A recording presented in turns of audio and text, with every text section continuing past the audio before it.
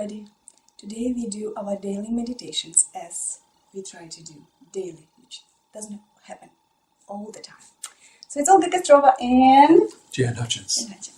We usually do it on Google Hangout, but today we tried and for some reason quality was really not good.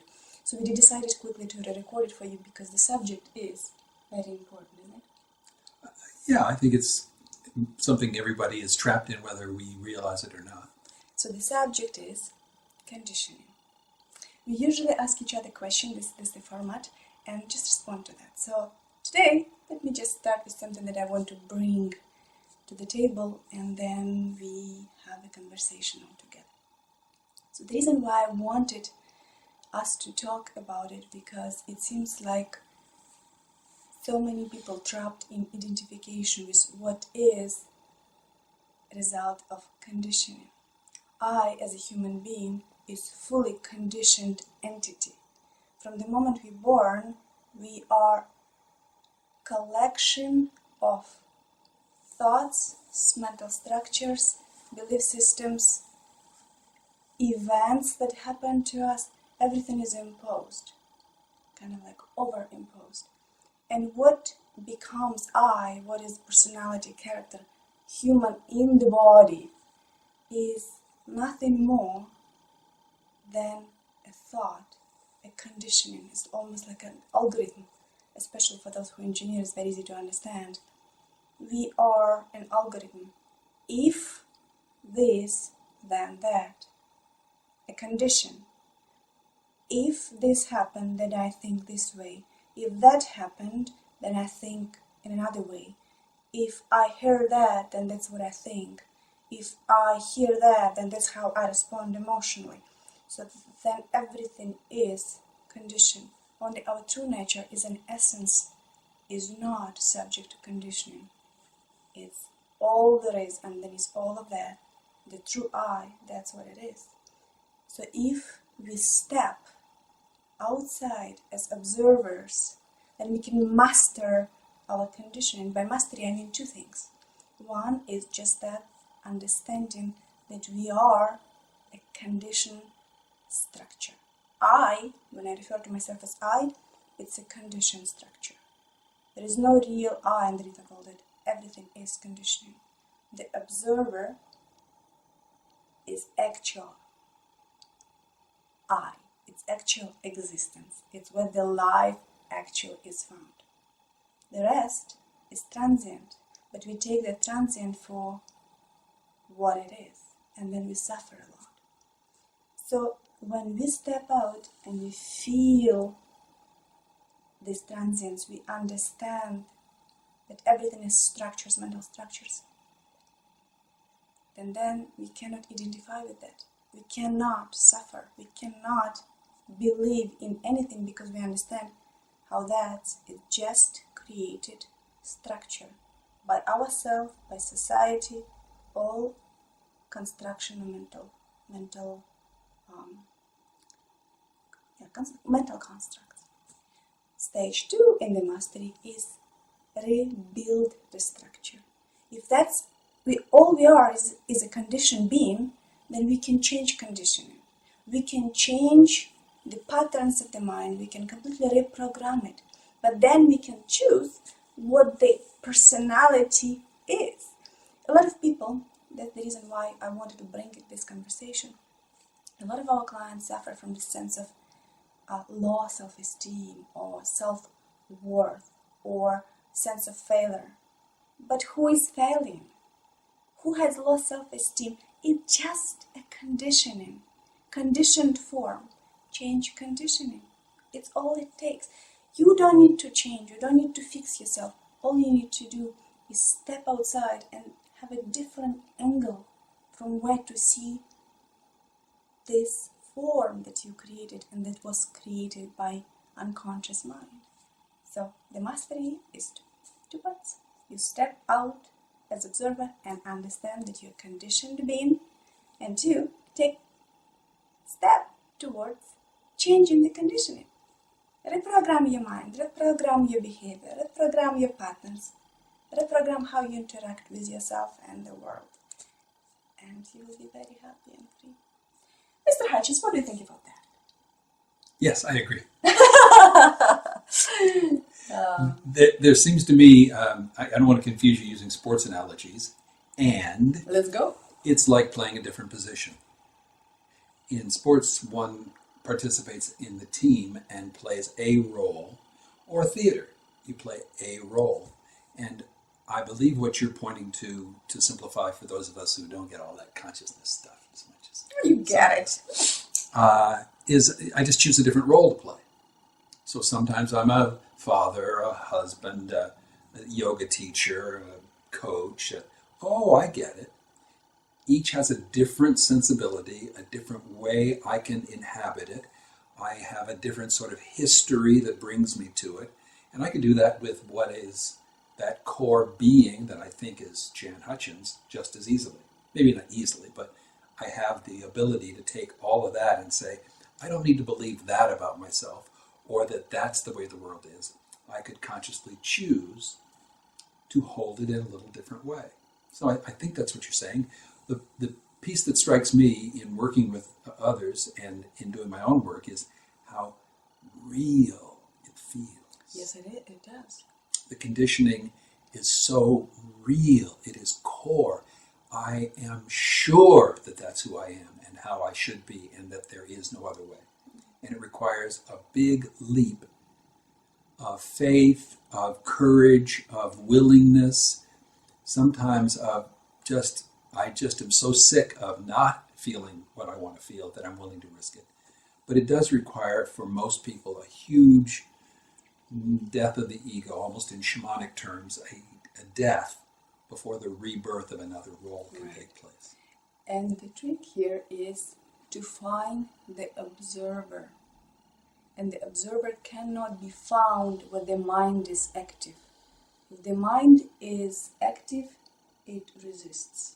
Because the ego wants maintain itself. To maintain, exactly, to protect, to defend. The only way to find observer is to completely relax. Jen does a lot of work around breathing and body work. It's a fantastic way to access this ultimate sense of relaxation where everything just falls away. You can do it using any techniques you find to get to drop. Just drop, completely drop fighter, drop the knower, and from there it becomes very easy that nothing is permanent in what the I construct is. Nothing is permanent, not on physical level, not on emotional level, not on the level of the thought of the mind. Therefore, it can be rebuilt like that, so easily. But we believe that it will take long and believe that it takes effort. The seeing, the change of angle from which we see ourselves, that's the only thing that needs really to happen. The rest becomes much easier.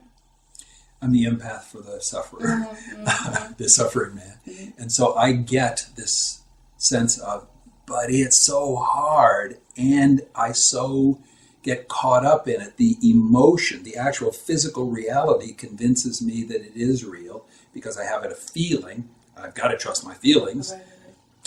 And so I've come to have a habit of I don't trust any thoughts or feelings as being true before I vet them, get their credentials, check to see if they're right and real, as opposed to they're part of some story that is an old habit in me.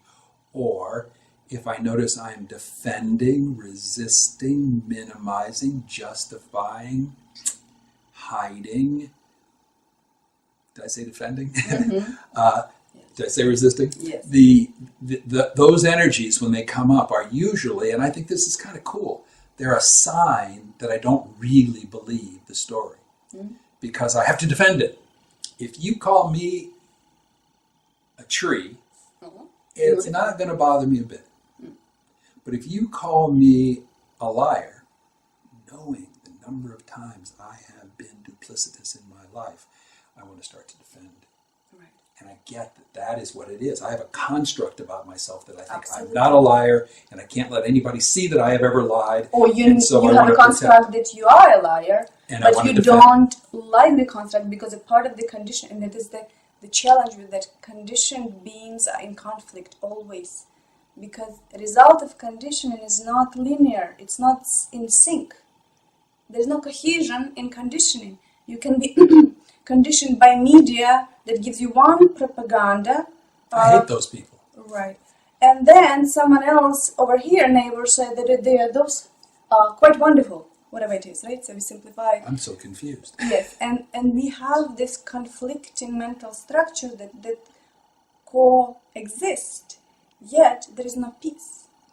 So when Jen shares that, yes, indeed, there is this defense, and that's exactly where relaxation comes. As soon as you find this complete immersion in who I am, complete identification.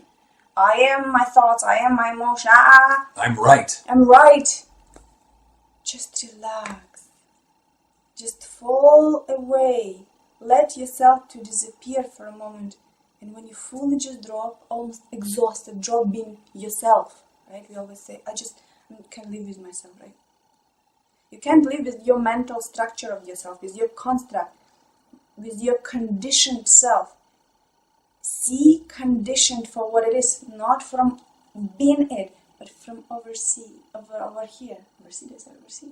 I'm already thinking about our travel, I think. Yeah. Upcoming, we're going to Brazil, so very excited. Right? And when it becomes clear, drop once and see it. Drop another time and see it. Drop another, and it becomes evident that every time you do it, you see it, and you see it. So you don't need anybody to tell you, you can experience it. And when you experience it enough time, it becomes evident that that construct is actually not real. Then there is nothing to fix. All you need to do is understanding that it's a construct. It's like a projection. Then you can completely rebuild it. It's not fixing or solving problem. It just change your imagination of yourself. Change your imagined self. And from the standpoint, how do I do in the body? Change the structures in your mind. There's so many techniques. Neuro-linguistic programming, physio-hemodynamics that I teach. There's so many different techniques that you can choose. Yoga. Anything that can help you to change your patterns. How your thoughts recur, what kind of thoughts, what you're thinking about that, what you're thinking about yourself, how you emotionally react to certain things. Change that and life become miracle. Or at least it's more fun. So that as I get caught up I just got through with a big ego argument with someone on Facebook, and in the middle of the argument, I was able to start to have fun. I don't know that the other person had fun. In fact, I judged that he didn't. But for me, it started to be fun because I could see my ego is having a heck of a good time in here, trying to be right. And ego always recognizes the ego of another and can be triggered very easily. Right. Ego recognizes the ego. So it becomes a beautiful battle. It's just great. And so the way I try to play in this is to literally to play. I'm never going to stop having an ego. I'm never going to get my ego fully tamed. I'm never going to totally disidentify. It is, well, at least it's unlikely. And so I'm beginning to recognize that it's play with it, recognize it. In the men's work, we call it keep my shadow out in front of me, so that I realize I'm heading into situations leading with my ego, and that my ego is a fragile little son of a gun and wants to be pleased. Okay, as long as I know that, and that the emotions that come up and the thoughts of how I pretend or hold myself or all these other things are part of that ego presentation, I can sit back here, relatively speaking, conscious and not go too far off base. So here we go. That's our reflections for today. And if you have any questions, please let us know. We would like to reflect on questions that you have. And if you have comments, please send them via social channels where we will post the video. Comment underneath the video, subscribe, and let's keep dancing. We love to dance, and we want you to love the dance too. maybe.